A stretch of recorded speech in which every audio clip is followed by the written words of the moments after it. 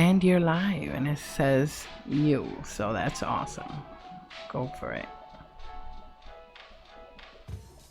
Good morning, everybody. Happy Friday. We made it through another week. Whoa. Hope y'all are ready for the weekend. So let's see who we've got in the chat this morning. Nina Love, good morning. Good to see you. Patrona Fox, how are you today? Mia Mina, the best mod in the business, one of them. Anyway, is here with us. Got Pumpkin Queen in the chat. She's going to be my special guest today. I'll bring her on in just a little bit. I'm in the chat there too. Dezombified is telling everybody hello. Maybe a slow start. Not seeing a lot of people in the chat yet, but hey, that's okay. We'll shout them out as they come in. As I was mentioning today, got a very special guest with us all the way from the Netherlands, Pumpkin Queen. I'm going to go ahead and bring her in, sort of let her co-host as well. Pumpkin Queen, come on in and tell everybody hi. Hello, everyone. Love that voice.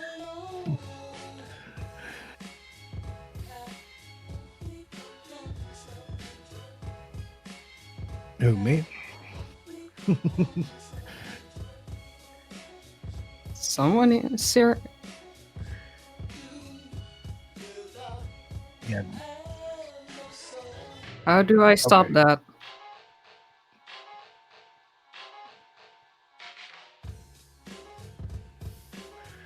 Got just a little bit of technical difficulties. Give us just a moment while we get rolling here. Oh, shit. Deadbug, good morning. Glad to see you here.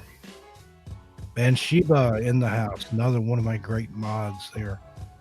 Appreciate you coming in this morning. I know it's early for some people, depending on what time it is wherever you are.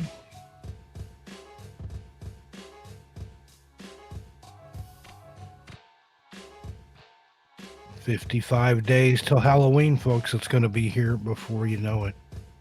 Fall is already in the air here in Portland. We've got some days coming up this week where it's going to be rainy and high like of 60. My favorite kind of weather. Okay, everybody's saying we sound fine. Awesome. Good to hear that. Mercury the Scribe is with us. Good morning, Mercury, joining us from work. Sneak listening, no doubt. Don't get caught, but thanks for coming by.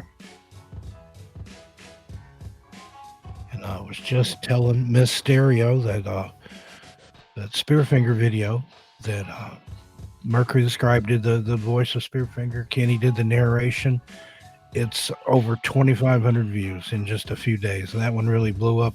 It's ranking on YouTube. You type in Spearfinger, my video is the first one that pops up. So got lightning in a bottle on that one. You've probably heard it here on the show, but if you haven't, or if you want to hear it again, go to my page. One of the mods will pop out the link there. Okay, let's see if we've got everything ironed out and ready to go. I believe we're all okay. Okay, Pumpkin Queen, you still there with us? Yeah, I'm still here. Okay, so good to hear. I love your voice. You probably get tired of hearing that, but it just works. I was telling her previously offline that she reminds me of Elkie Summer. Now, unless you're my age or around that age, you may not have any idea who I'm talking about. She was a German actress back in the 60s that did a lot of comedies with Bob Hope and Dick Van Dyke and things like that. And Pumpkin Queen is Dutch, so kind of around the same area. But Elkie Summer had that low, sultry voice, just like our guest this morning. So what's new with you, Pumpkin Queen? Yeah, I'm doing great, actually. So last Monday, actually, I passed my exam for my driving theory. So little of a few weeks or about a couple of months, and then I can go for my practical exam and get my driver license. Uh-oh, better look out, folks. Pumpkin Queen's going to be on the road. Now, is that typical of your part of the world? Do people wait till later in life to get their driver's license? I know here it's a big deal. You're 15 years old. You're demanding your parents take you to get your learner's permit, and then you get your license at 16. So is it different there? You're allowed to start with taking classes around 16 and a half here. But I started a little later because I have been mainly having to save it up myself. And the classes are pretty expensive here. Oh, wow. One class for driving is around, well, to me, 50 euros. So that's not very cheap. No, that's probably about the same amount here. I think the euros are a little more expensive in the dollar conversion, but yeah, that gives us a rough idea. And that's just for one class. Yep. I'm not sure what it costs. I think they only charge you here when you go to actually take the exam, and the study materials they hand out are free. Of course, self-study. There are private classes and things you can take. I had a driving instructor with the dual control vehicle back when I was a teenager, and that was kind of wild. You're in the driver's seat and you've got the wheel, but he's also got a wheel that overrides your wheel, and he's got a brake and a gas pedal too. So it's like looks kind of funny to see a car with two steering wheels in it. But yeah, that would be indeed funny to see. The ones from my driving school don't have a second wheel, but they have like the pedals on the bottom. So if you would stop not soon enough, they would do it for you. Always a lot of fun. And you're always like looking for your friends, like, hey, look, I'm driving. But do you have a particular car in mind that you'd like to have once you get your license? Oh no, I haven't really thought about a car. But I have been looking to see if I can find a purple car, because that's amazing. I don't care what kind of car it is, as long as it's purple. Oh, that would be awesome. I know how stupid that sounds, but No, absolutely. A friend of mine in Las Vegas, Wonder Hussy, she's got a channel here on YouTube. She was my roommate for a while. She used to have a purple Cadillac Eldorado, one of the old convertibles, and it was, a road boat, a whale of a car, and it was like a bright purple. It really stood out. I always used to think that was the coolest car. Had like leopard print interior. It was wild. So that's awesome. I've always thought a car should be an extension of the person's personality. So why be boring if you can have a purple car? Go for it. True. Now, narration-wise, you just had a premiere this week. Yes, true. Of your Dream Reaper series. I found out it's going to be a series. Yeah, I am planning on doing maybe one or two more stories from it.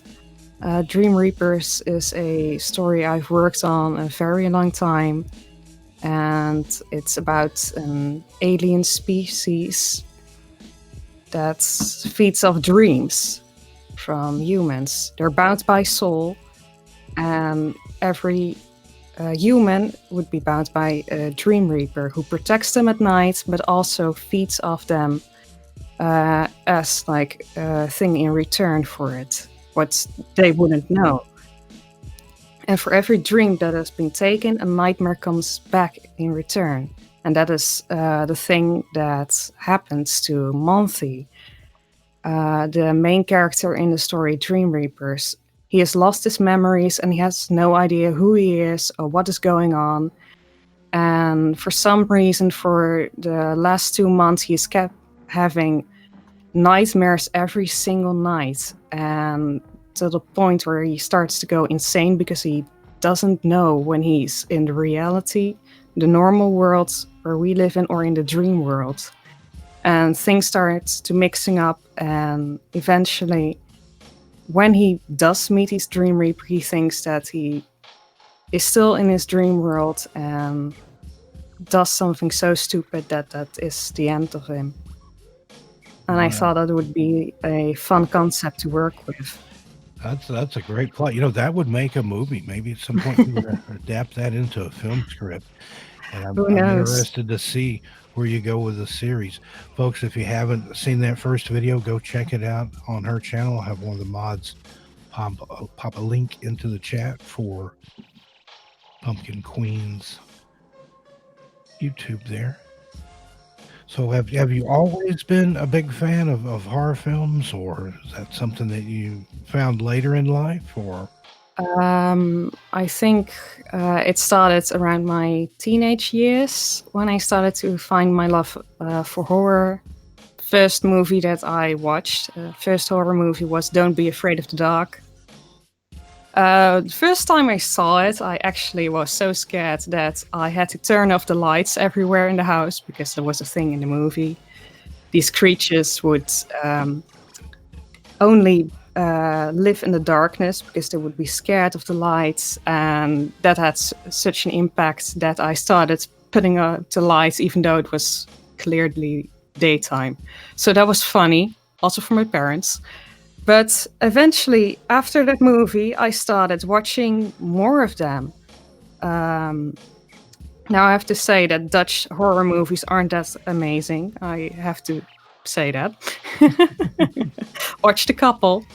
But eventually I started like watching creepy doll videos on YouTube and found a narration called Laughing Jack.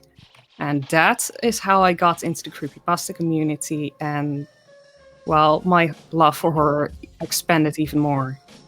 Awesome. And you mentioned Don't Be Afraid of the Dark. That's for that to be your first movie. It was probably kind of hard to find something that lives up to that. I mean, 2010, it's a classic.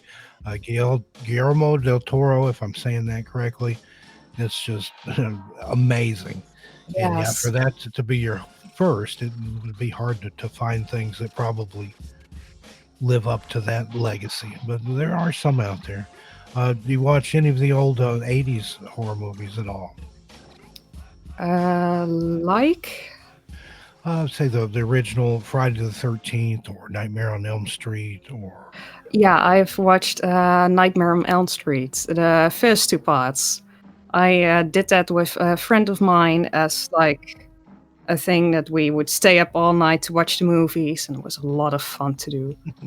So And those very sleepovers bloody. where everybody sees how scared they can get, put some scary things on the TV or play Yeah. some of those creepy party games like Bloody Mary. Have you ever played those type things or any of the midnight game or No, I love reading about them, but I've never tried one in my life. So maybe it's a thing to try out in the future. But for now, I'm just going to read things about rituals. And I'm planning on doing a lot more ritual related things on my channel. So awesome. Looking forward to that. Yeah, there's a book that was just released September 3rd by a lady named Lucia Peters.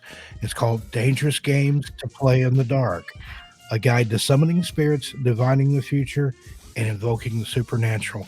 And it's all done in fun. I mean, it has like the elevator game and light as a feather, stiff as a board, Bloody Mary, some of those, but it's a great, great book. I was lucky enough to get an advanced review copy. I'm going to have a review of that out soon. So if you're into the creepy games to play, I've got something for you coming up. I have heard of the book. The Ghost in My Machine actually made a blog post of it. Yeah, that's actually the author's Twitter. That Ghost in the Machine is Lucia. So, nice. yeah.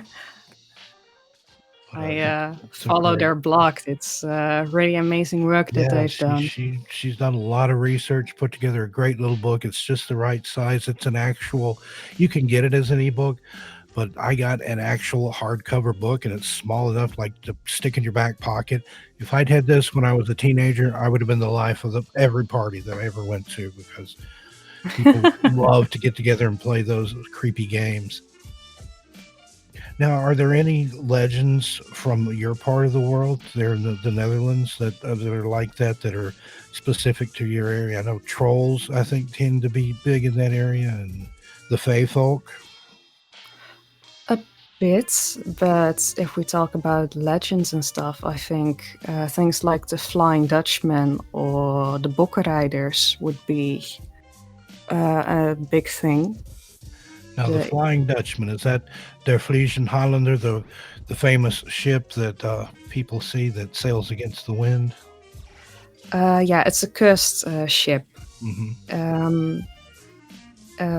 Around Easter, someone would, you wouldn't want to go sailing, or you wasn't allowed to go sailing. And at that moment, when the story took place, there was a storm coming up.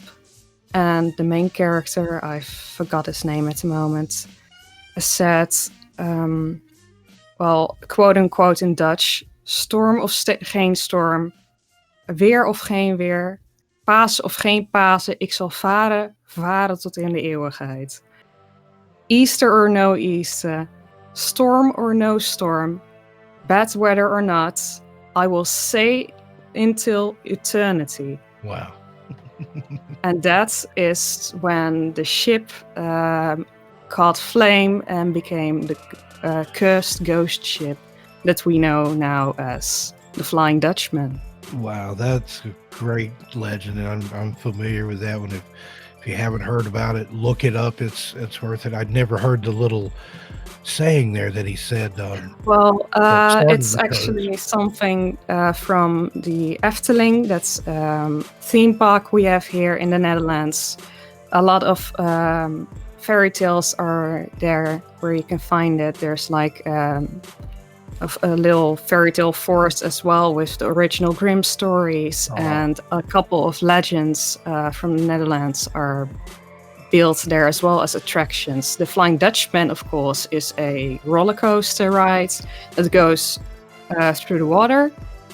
So you get the story written on screens, so you can read it before you actually go there or get into the ride. And Villa Volta is another one, which is about the legend of the Bokkenrijders. Of course, it's a bit altered, that story, but the version of the Efteling tells about how about a group of bandits, and its leader would have led them to a church and get everything out of it, all the silver, all the gold. Well, no one was in there. All the candles were lit. And at that moment, when he stood there, a slender hand on his shoulder, he turned around and he saw a woman, almost floating in her dress. And she told him to beware and leave everything. He didn't. And he took everything home with him. And there she stood, on the top of his house, claiming that there would be no house would be safe in, unless in his house a child would go in or a person with a pure heart. Villa Volta is an attraction where everything goes around and you get dizzy, of course.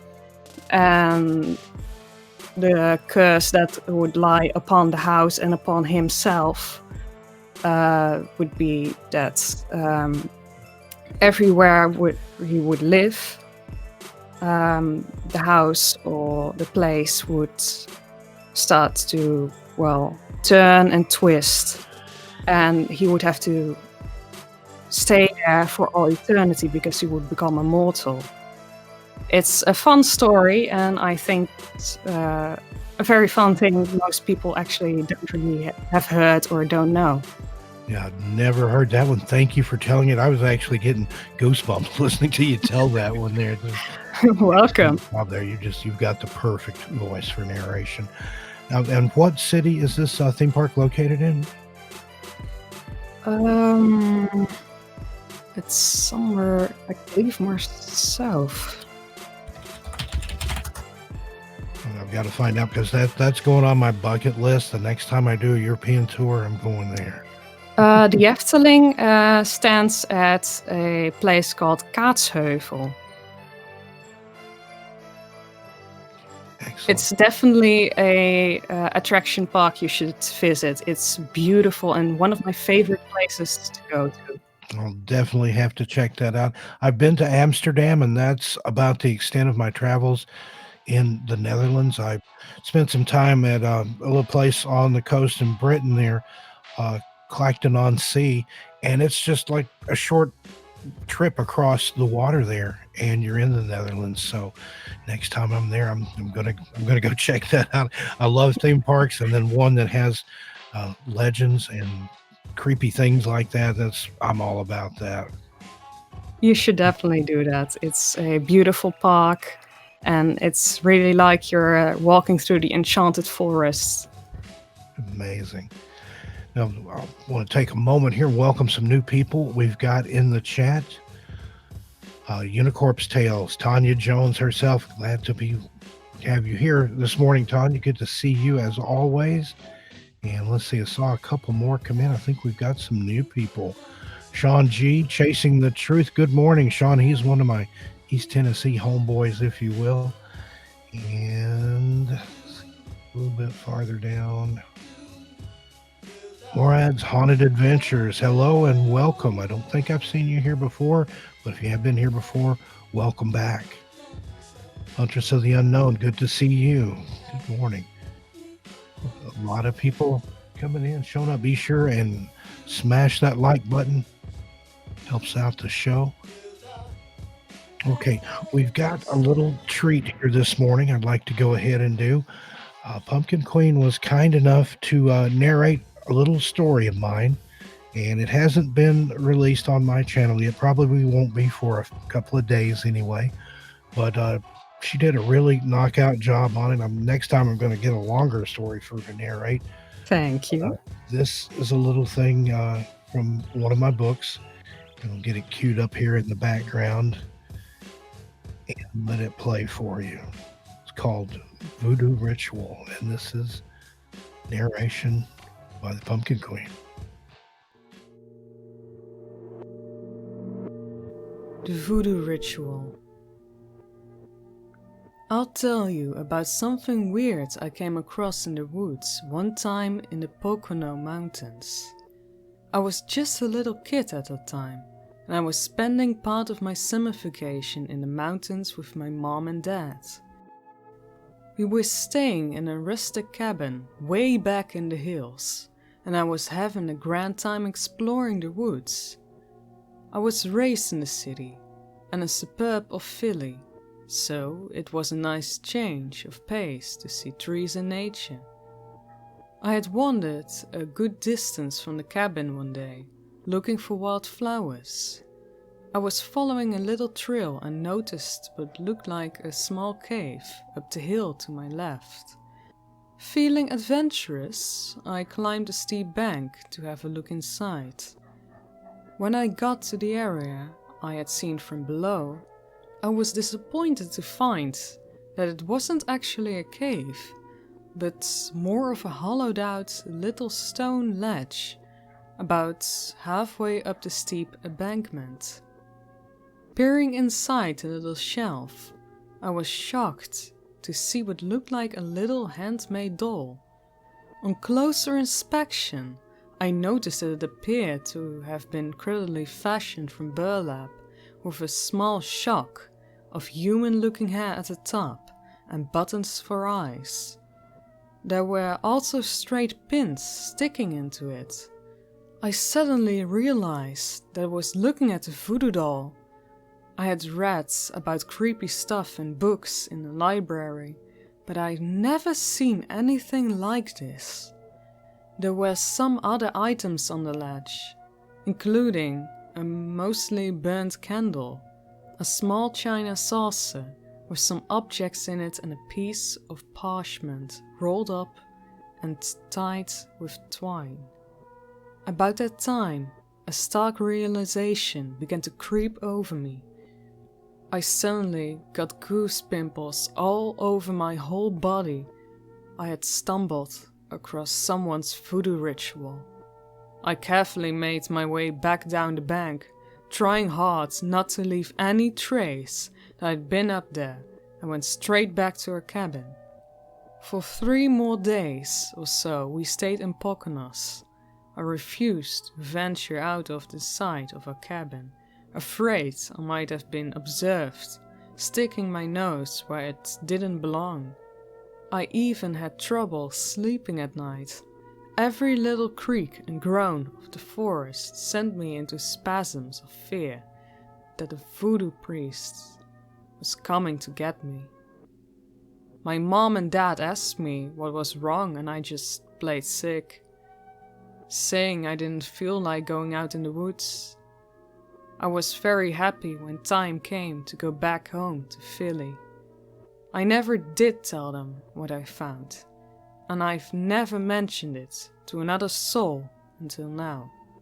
I never had any bad luck or anything after that incident, so I guess I didn't upset anything. Who would have imagined there were voodoo practitioners in the Poco Mountains, of all places?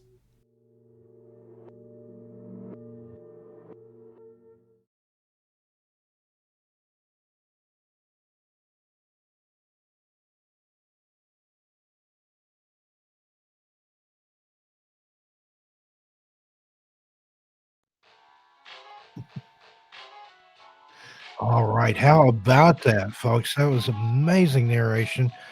How about a round of applause for that one? I absolutely love her voice and for to read one of my stories. And that's a true story collected from a friend of mine. I think that one's in my first book, Strange Things in the Woods. But first time narration, first time anybody besides Voodoo Queen and I have heard it. So it's up there. That'll be premiering on my channel a little bit later, probably this weekend.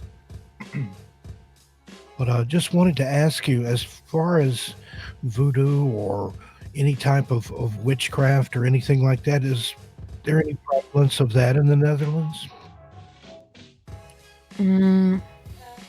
I haven't seen it being practiced or anything. I actually don't know much about it, only that it's voodoo is mainly about rituals, and then I've also heard that you have hoodoo, which is more of the magic part, which could be both white and black magic.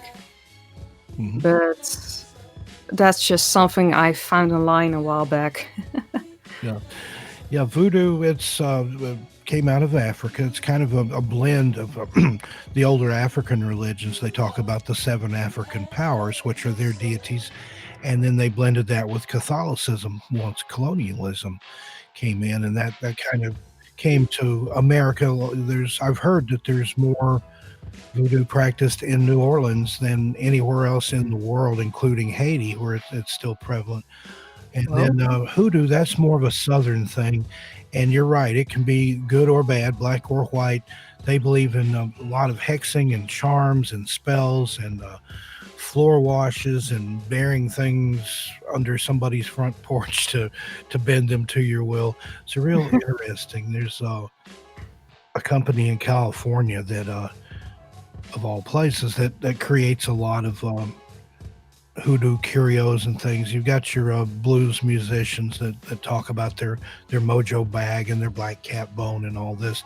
They build little trinkets and things like that. And they're also they have a method of divination called casting the bones or rolling the bones, where they've got a little bag that they spill the stuff out of and then interpret that. So really interesting. I've done the whole comparative religions thing, so I know a lot about some of these stranger things, but it's a lot of fun to look into.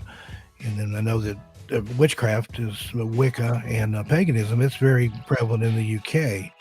So didn't know if there was any of that had spilled over into your part of the world, or just my experience with the Dutch. They're a little more laid back, I think, and just kind of take things as they are and aren't so worried about casting a spell or bending somebody to their will.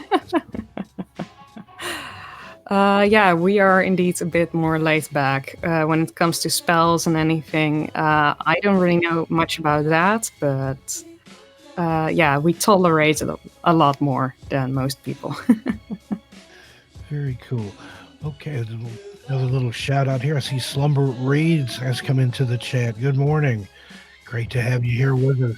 If there's anybody else, Iris07, nice to have you with us. Don't recognize you. If you've been here before, welcome back. If not, welcome.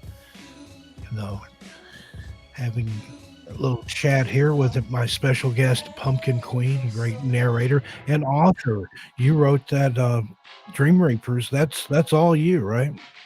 Mm-hmm. That's amazing. So you're definitely multi-talented. Your writing is Thank you. amazing. Your narration is just top notch. You're one of those people that I could listen to. I could listen to you read the phone book or the ingredients on my cornflakes box. It's that good.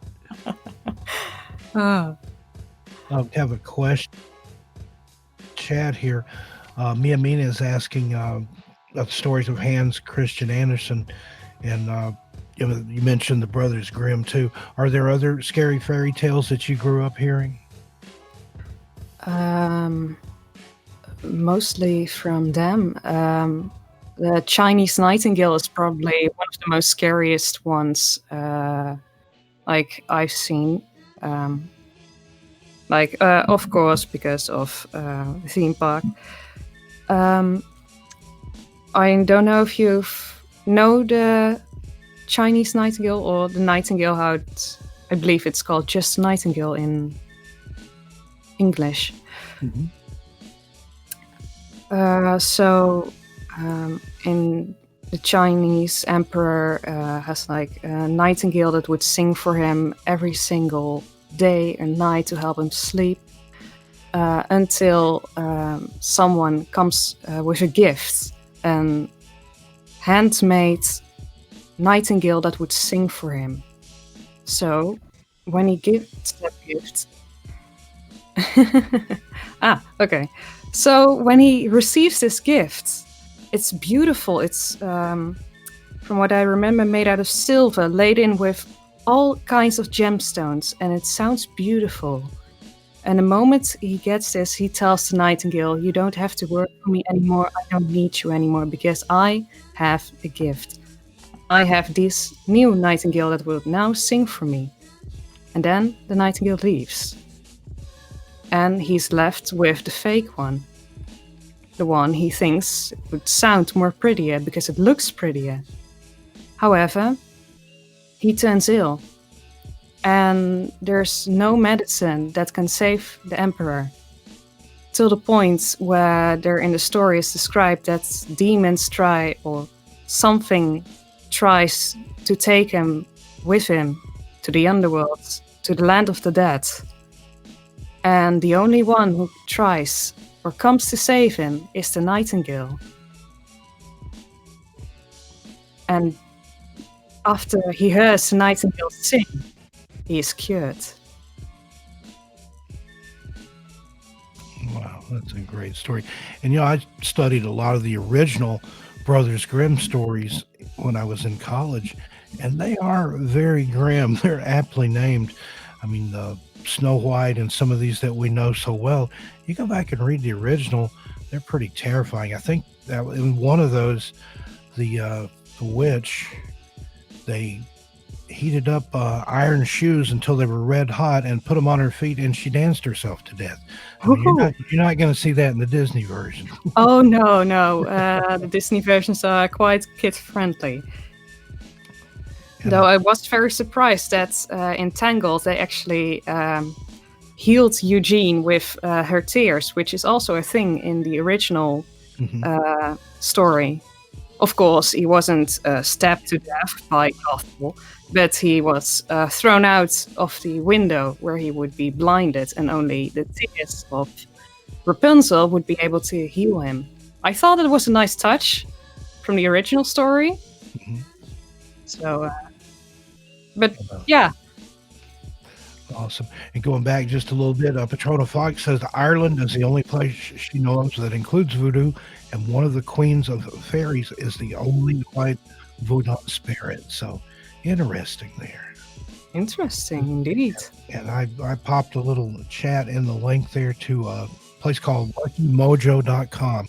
If you want to see some of the hoodoo things that are available to you, have a look at that. I wouldn't recommend messing with any of that, just on my personal recommendation. But if you're curious, take a look there. Like I said, they're in California, kind of outside of what would normally be considered hoodoo country. It's more of a southern thing in the U.S., but apparently it's everywhere. Have a look at that lake. It's interesting.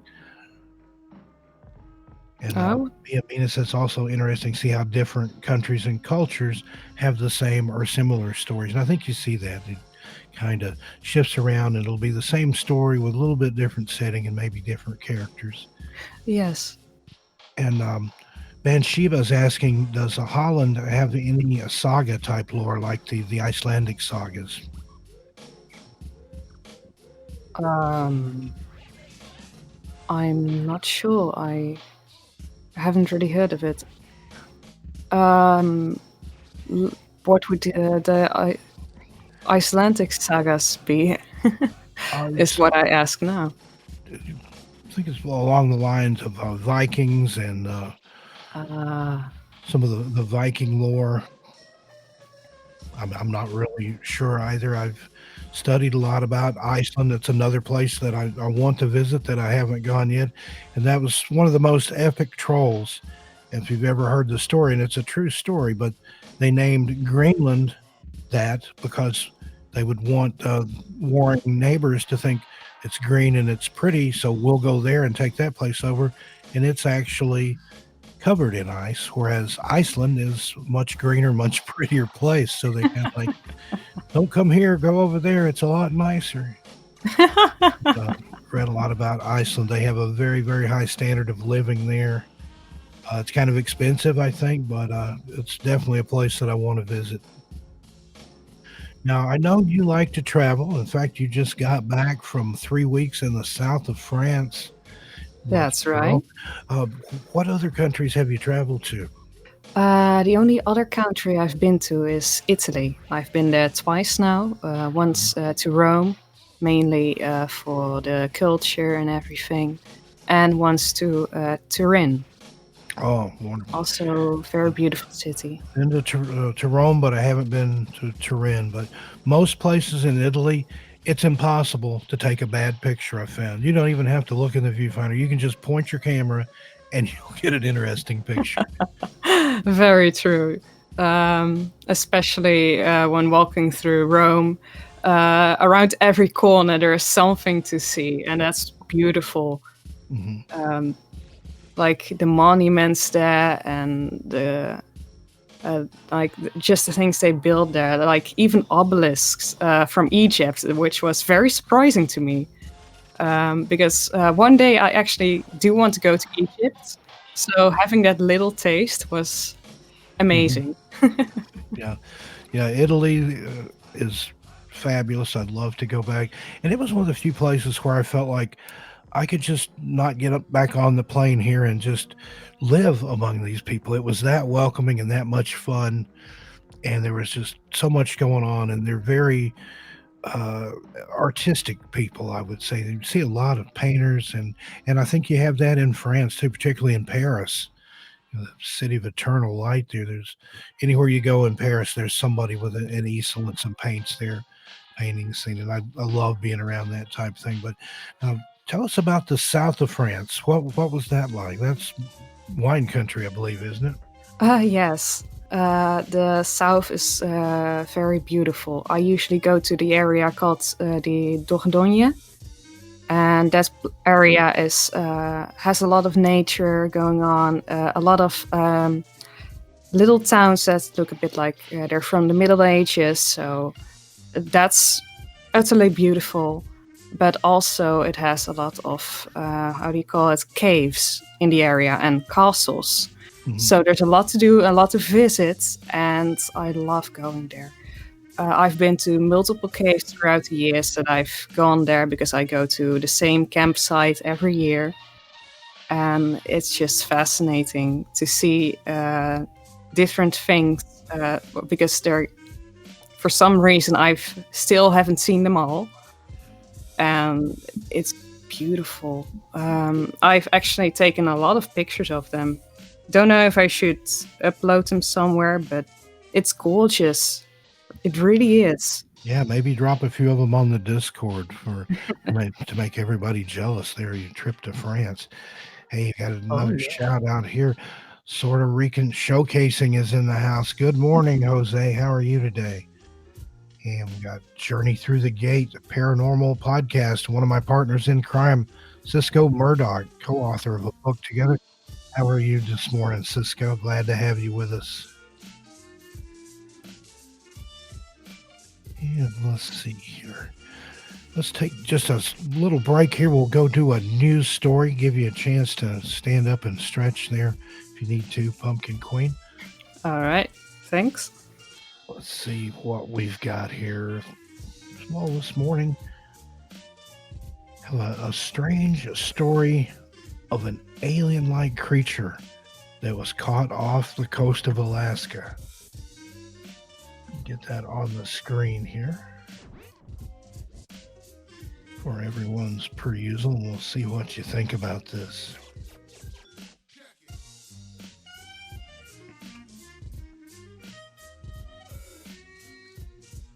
Alien-like creature with curly tentacles caught off the coast of Australia.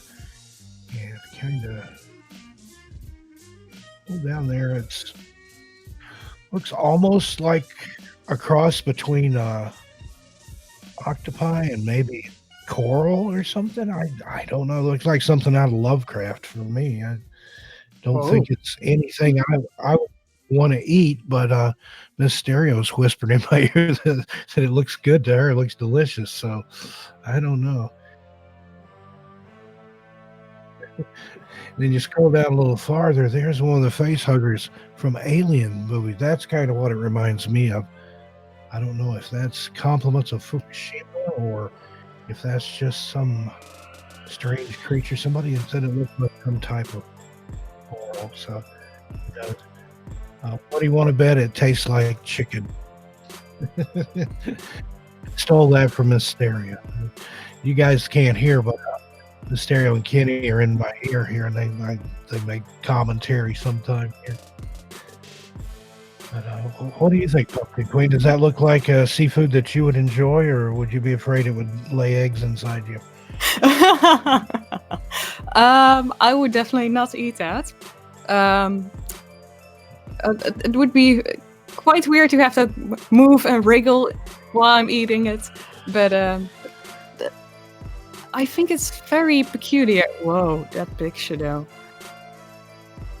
Yeah, some people are saying it looks like some type of starfish, maybe a sea urchin, live coral, or maybe some sort of strange blend of all the above. Like I said, it may be compliments of the radiation coming from Fukushima in that area there. But yeah, I don't think I would eat that. Hey, happy trails hiking. Good to see you. Man, Sheba said it looks like a funnel cake. All right. Don't know if you have those in the Netherlands, but here, if you go to like the little country fairs and carnivals and things like that, they have a thing called a funnel cake. And they take pancake batter and actually pour it through a funnel onto hot grease, and it makes this weird looking little light pastry type thing. And then they put powdered sugar and syrup and nuts and chocolate and all kinds of things on it. You can get it fixed up anyway, but they're delicious. It does look kind of like a funnel cake, but a funnel cake that'll eat you before you have a chance to eat it, maybe. Oh yeah, I'm looking up the picture. We don't have this really, but it kind of looks like it. If I see the sea creature and then the funnel cake. We have something called pannenkoeken. It's also a bit like pancakes, but they're very flat. And yeah, it's like one of the, like a very Dutch thing to eat. Sounds delicious. And we'll need a recipe for that. And that's one of the things I like to do whenever I travel, especially to a foreign country. I like to sample some of the local delicacies. Have to be careful though. I ate some things in the Philippines that I don't even want to think about. And same in Thailand. You go to the public market there, they're selling mealworms and scorpions and grasshoppers and things. I mean, it's protein, but it's not anything I really want to eat if I can help it. But no, I mean, understandable, but there used to be a shop around in my town that actually did a yearly barbecue kind of thing. It was a reptile shop, by the way, and they would like barbecue or roaster all of their like crickets and grasshoppers, and you could eat them there. Never did it. I think it's disgusting. Yeah, I tried a fried grasshopper once and only once, and it was just, it was just the thought of what you're eating. I think it actually didn't have much of a taste at all, but it was all crunchy, and then there were legs and things, involved. Yeah. I could eat a fried one before I could eat a live one, definitely, but who knows? Probably one of the strangest things I ate was in the Philippines. They have a delicacy called balut, which is a fertilized duck or chicken egg sometimes, and the longer it's allowed to sit when the hen is sitting on it, the bigger the chicken side gets. And when you go to the market there and pick them up, they'll have the number of days marked on them. You can get, just a few days all the way up. I think I saw some as high as 16 or maybe 18 days. When it's been there for that long, I'm sorry, that's a chick inside there in a handy carrying case. It's no longer an egg. There's a bird in there. Ugh. And they have a saying in the Philippines, and I can't remember what it is in Tagalog, but it means turn down the lights, we're eating balut. So you turn down the lights, you drink a couple of beers, and then crack the top off, sprinkle rock salt in it, drink the broth, and then eat the chicken that's inside. Oh. And I had to do it because everybody was staring at me, and they thought, we're going to get him. But I had been kind of told beforehand to expect it, so I did it, but I don't know that I would ever do it again. That's disgusting. No. So, yeah, everybody's just going through all kind of fermented shark fin. Yeah, that doesn't sound very good. Bansheeba, I haven't had that, but it's kimchi. That to me, just the absolute smell of that is a turnoff. But it's actually that's fermented cabbage. It's actually really good. Another thing that I ran into, particularly in Southeast Asia, was durian, and it's I know spiky fruit.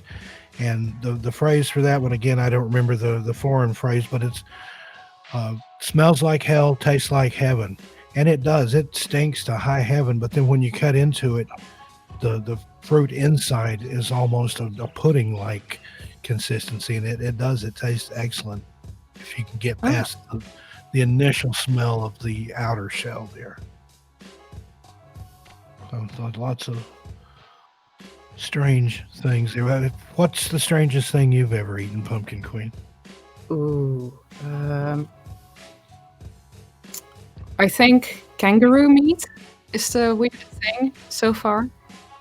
Was able to eat it at a Asian kind of restaurant. We have a couple of those here in the Netherlands.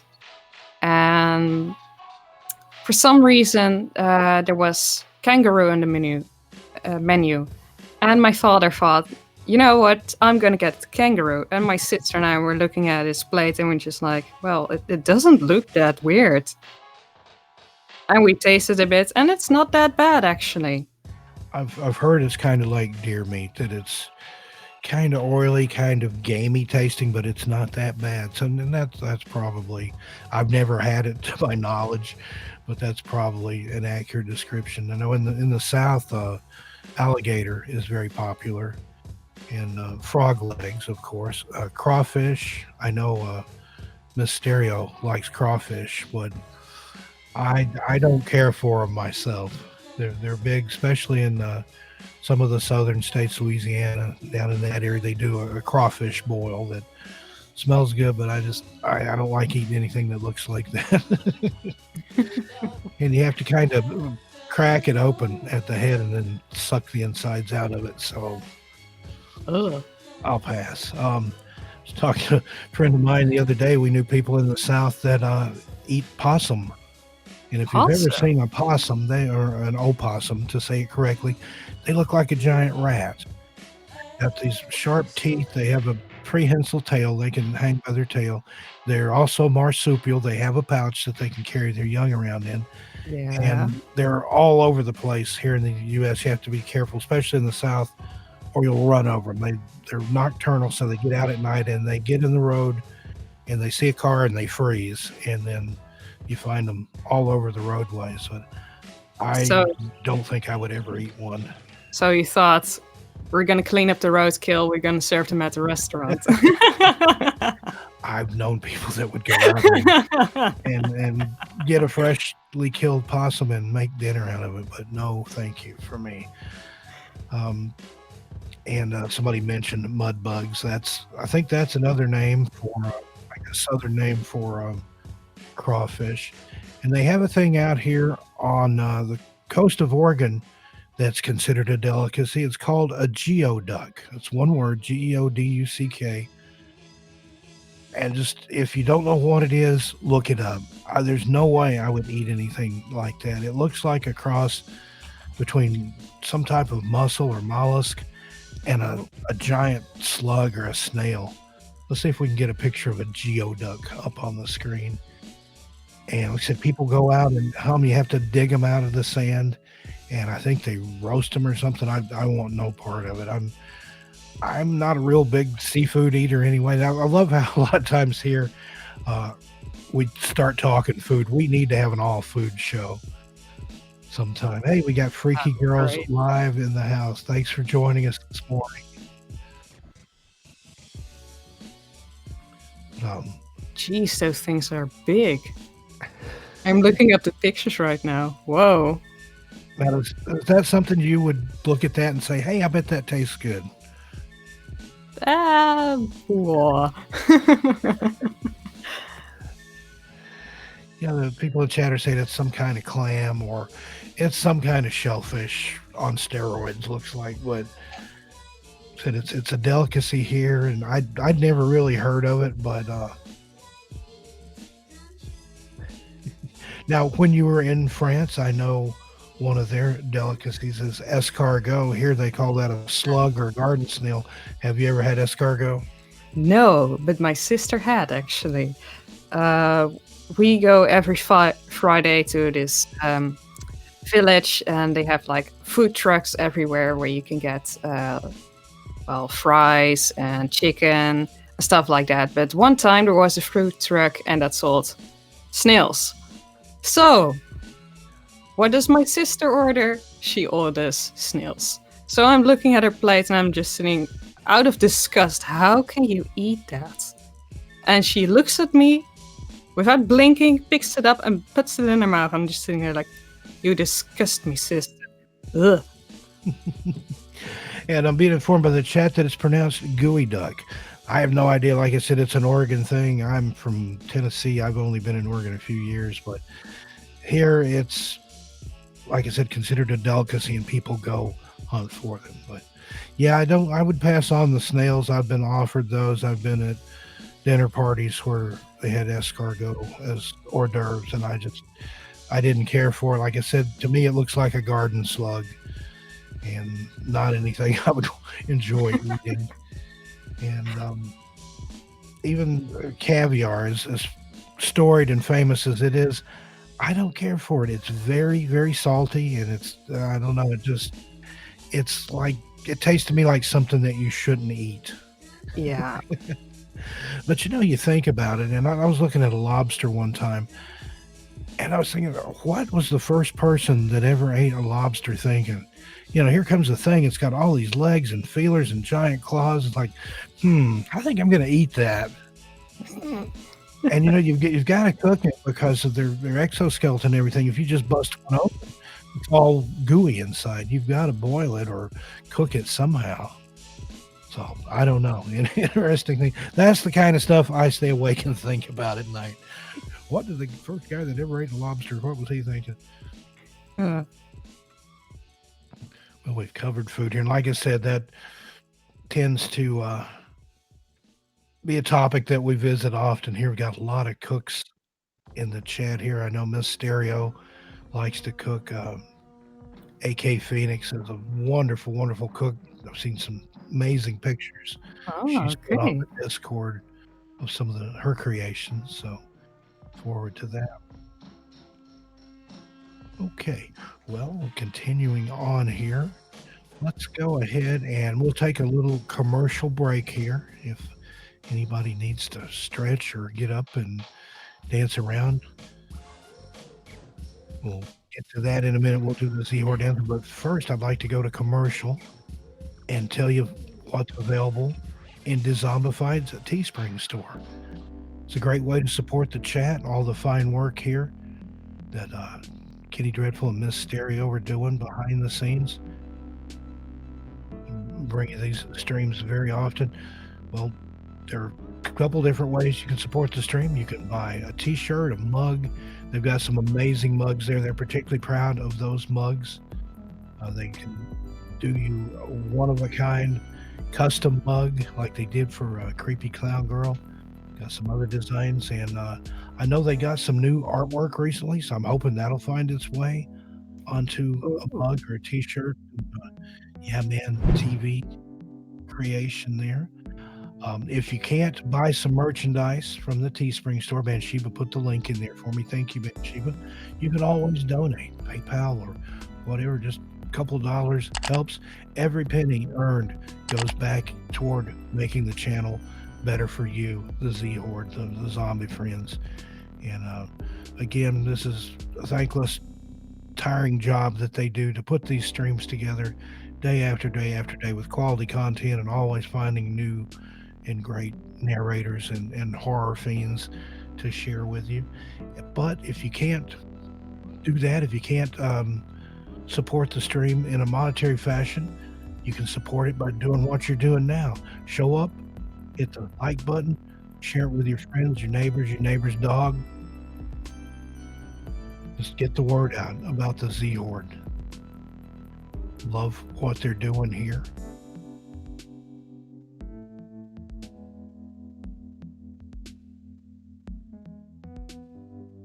Loving it. Looks beautiful.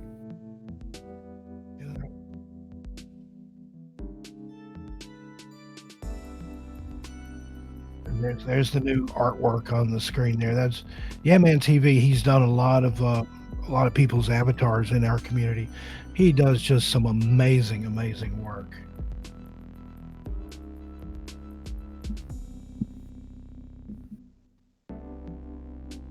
But yeah, get you one of those mugs. You can keep your hamster, your gerbil in it, your flesh-eating plant, your toothbrush, your toothpaste, jelly beans, whatever you like to drink, from water all the way up to more adult libations.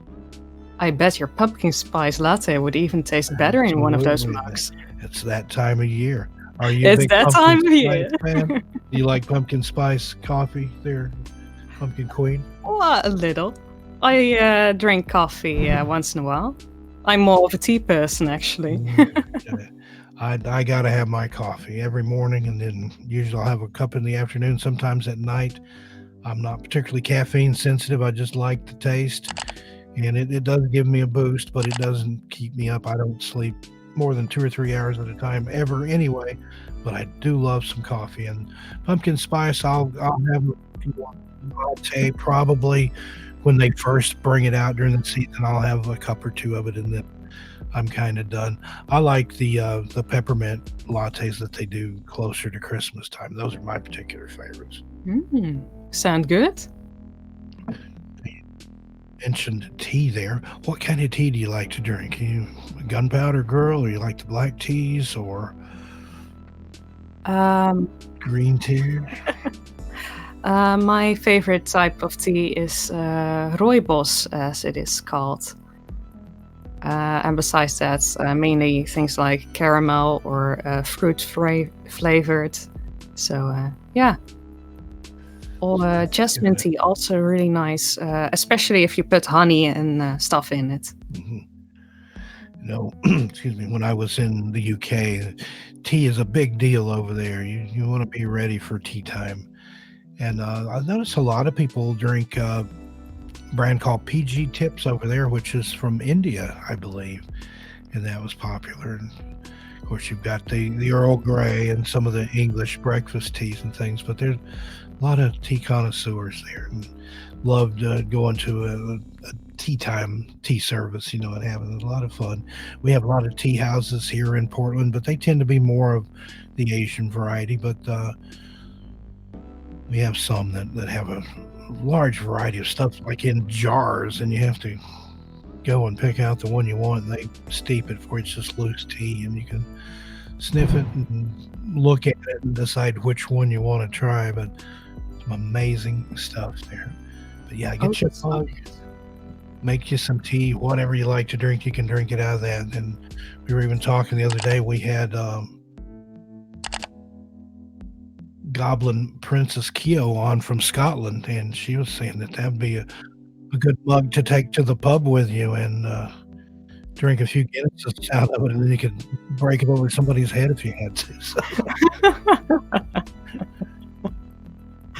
The disclaimer there, we don't advocate pub violence, but if you're so inclined, go ahead and get you a mug. Just in case, better get two, one for each hand, and maybe a couple of spares. But they're nice, sturdy china mugs, but probably good for 2 or 3 licks before they break or crack.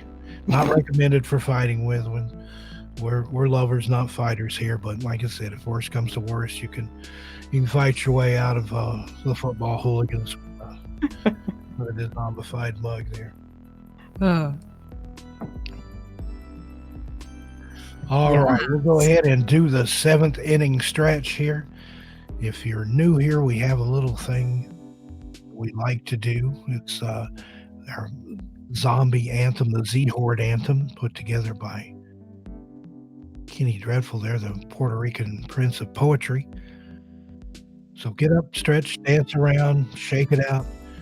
And I like to borrow the line from Outkast. Shake it like a Polaroid picture, folks. Here we go. All rise for the zombie anthem. This one goes out to all you Dezomba friends, the Z-Horde. We want you to know just how much we love you. Shout out to Ophelia Noctis, creepy clown girl, dark carnival got this. A look on nightmare, it's so amazing. Puerto Rican Jose's entertaining. Dark waters, dog man is twisted. Nation 1994, really gifted. Dustin Flemings, stronger than the rock. Hellfire's out here making everything hot. Yeah, Braden 23 of fire's a G. We're kryptonites down, Kitty's family. Now there are times when we all need gore. Danny Martians in the house, never know what's in store. Mandy Mortem is legit and a queen. Gothic Rose enchanting, she's on the scene. 13 past midnight, things that go bump in the night. Gory B, horror addicts are out of sight. Big ups to the late horror show. Emily's Adventures in Horrorland, here we go.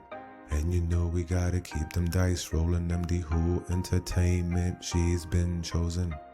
Give it up for the evil outcast. Swedish mom is dope, yo, you know she got class. So if you get bad vibes from storytelling, then these monsters in my mind will leave you yelling. You see, we all about hearing stranger stories on the creeps. So sweet, she really got love for me. Penny tails up, narrating for the win. Queenie Tade amazing, but real dark and grim. Dementor centaurs, flickathon, swamp dwellers. Scolded 22, they be our fellas. Anime Atome, time he lives. A fantastic panic, deep paranormal history, great graphics. What's up, Bullet Greedier? I meant CP. I'm gonna guess so bent with nefarious TV. Slumberies are the morbid. Cap 7, truly salmon. And we can never forget about Karen. Karen. Karen. Karen. Karen.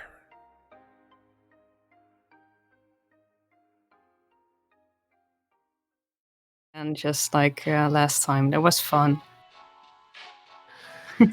And we're back, everybody. Hope you jumped around and shook your booties there. Towel off. Now, see, if you had one of those Dezombified mugs, you could have a little iced tea out of there, or some water, or whatever you need to re-energize and rehydrate yourself there. Okay, we're going to go into a little scary story time with our guest, Pumpkin Queen.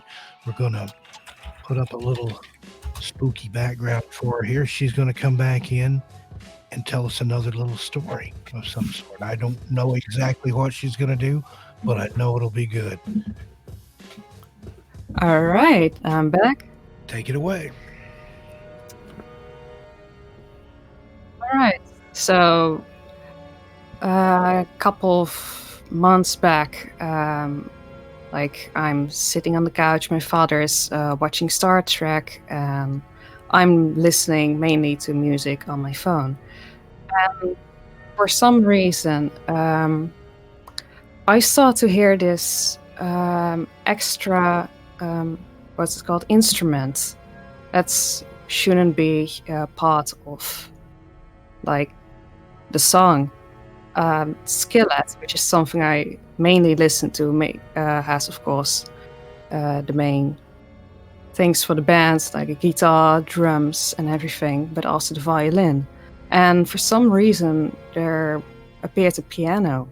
And I start asking myself, am I listening right now to like a cover or anything?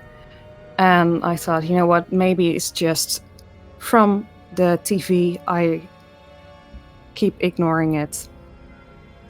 And then my sister come downstairs, and the TV is put on the pause. And I think, this is weird. I keep hearing it. So I put it on a pause and see if I can still hear it, and it's still there. Still piano music playing. So my sister and my father are talking at the moment, and I just look at them like, you're hearing what I'm hearing. And my sister like looks at me like, what do you mean? And I'm like, shush. My father looks at me, and very faint, this piano-like music is heard in the background throughout the house.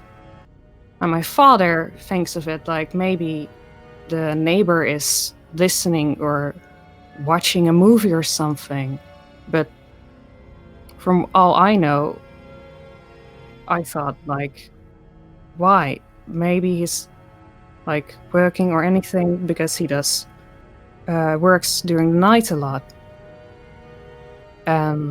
From all I know, he also doesn't have like a piano at home. So we wait and we wait for like voices or anything for a movie to come up, and it doesn't. It just stops. And I think, okay, that's weird. We just heard that, something that shouldn't be here. So that was a bit creepy, I think. I don't know, I sometimes like have that like when I'm walking around and I suddenly like hear like an instrument and I think like, oh no, that's creepy. I don't know.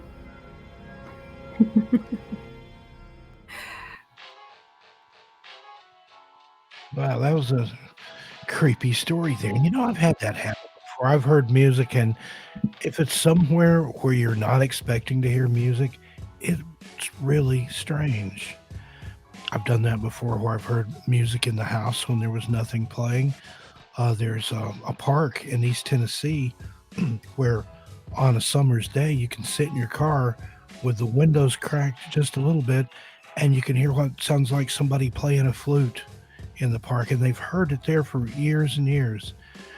No idea what that is. In my first book, I've got a really interesting story called The Flying Organ, about two farm kids that were out in the woods by the creek, and they heard what sounded like an old church organ coming up the hollow there where they were, but up in the air.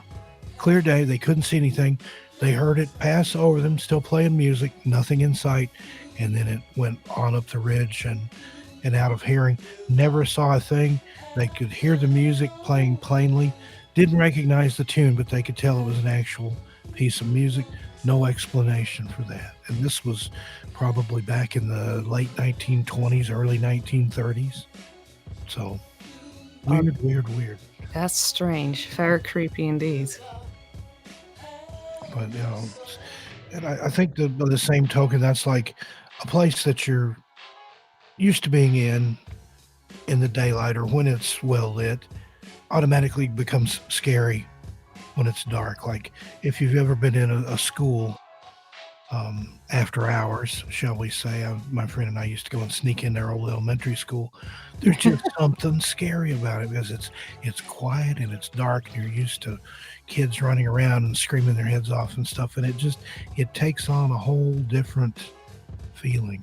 Now, have you Yes. ever visited any haunted locations or maybe lived in a haunted house or someplace that had um, any type of strange activity? Not really. I still live in the same house from when I was born, but I did found an abandoned house a while back while sailing. That was kind of strange to see at the edge of the river. Now, I don't know if it's abandoned or not because I hadn't heard about an abandoned house or thing nearby. But I did put it on a video, and which is on my Twitter. Nearby that house, there was like a thing for bees and everything, um, trees with apples, but it looked like nobody had been there for years. I only captured the house on the video, but you should have seen it. It's weird. Some of the like pictures that were hang up of all the boards were like in Old Dutch, which was pretty strange to see. So yeah, Wow, that's that was strange. definitely creepy. I love some of the abandoned exploration videos and things that I see on YouTube. And those are the strangest ones, I think, where it's obvious that the place has been empty for years, but it looks like somebody just stepped out.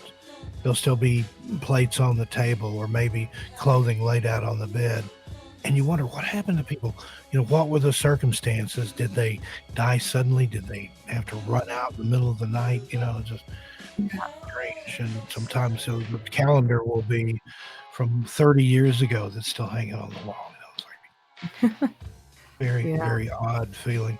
So you enjoy that sort of thing. Do you ever do any urban exploration where you go into old abandoned buildings, maybe hospitals or schools or anything like that? Not really. That was like the first really abandoned place that I had seen, and I wasn't even able to go inside because it was all boarded up and had like, well, locks everywhere, so there was no way inside, sadly. But maybe I could do like a little bit of research if there are more abandoned places here in the Netherlands. But I don't know if it's legal to go there, though. Yeah, that's the thing. Don't want to get popped for trespassing. Right.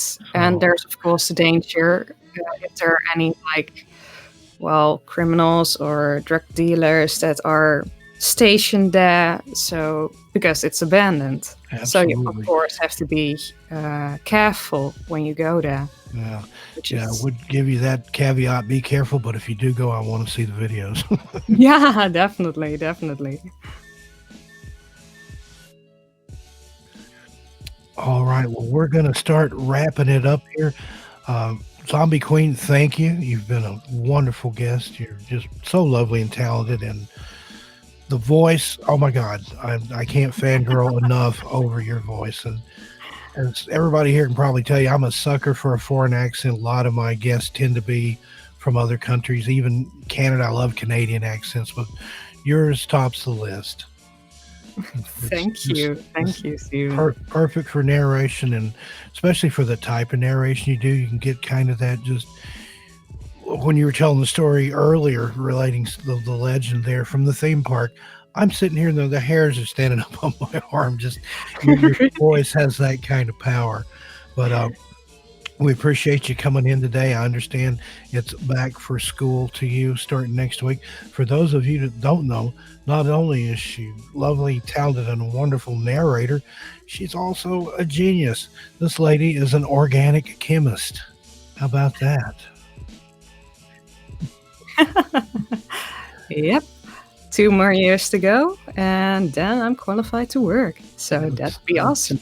That's amazing. And I love to see people that have that balance of the scientific and the supernatural. That's the way my father was. He was a scientist at Oak Ridge National Laboratory, but he had a head full of spooky stories that he could tell you too. He wasn't a total skeptic or a total believer, but somewhere in the middle. So he'd just say some things there isn't a scientific explanation for. Mm. So Yeah, you have that sometimes. I mean, making up theories can also be very fun to do. Trying to connect science with, of course, the paranormal or with other things here on Earth that we can explain. absolutely. And you're getting a round of applause there in the chat. Let's see what. Love you Sheba too, called you the Bathsheba. Love pumpkin you too. spice queen. Love you.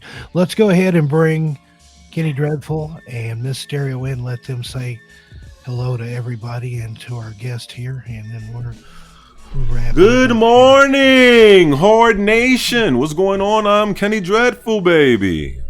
And I'm Miss Stereo. Welcome to Stereo Woo, Dread. woo! The Morning Horde Rush, baby, with Steve Stockton and guest star Pumpkin Spice Queen. Yeah. All right. She is an Morning, excellent you guest, two. one of my favorites that I've had on. So Yes. thanks to you guys for setting it all up and doing all the work in the background. The chat doesn't hear you like we do. We hear you in our headphones of all the things that are going on in the background. cueing us to this Mysterio, and that and right? other. Steve, I don't mean to interrupt you, but check it out. Mysterio, Yes, sir. she's like the Dominican female Siri Oh, God. up in your earpiece. 5-minute thought about that, warning. but I would say, well, and I'll casually start talking. Well, there's this thing in the news I saw, and I hear her say, "Okay, I'm putting it up." You know, so she's kind of like Siri or maybe Alexa. On screen now. But seriously, I appreciate all that you guys do. Thank you for giving me this opportunity to come in 3 days a week and basically talk to people that I fangirl over. So Woo! this is Same a here, lot of same fun here. for We me. really appreciate having you here. Steve Stockton, 13 past midnight. You are amazing. Thank you, Pumpkin Queen. You are yes. fantastic. Great narration by the way Thank of you. Steve's story. Thank you. And thank for you that, for having me Jennifer. on today. Oh, it was a always, pleasure. always. I believe you've been here before, and it won't be the last either. You are amazing. Thank you, love. Indeed, indeed. You All guys right, are everybody. great. We're gonna head out. Keep your Bye. powder dry. Bye, everybody. All right. See you guys later.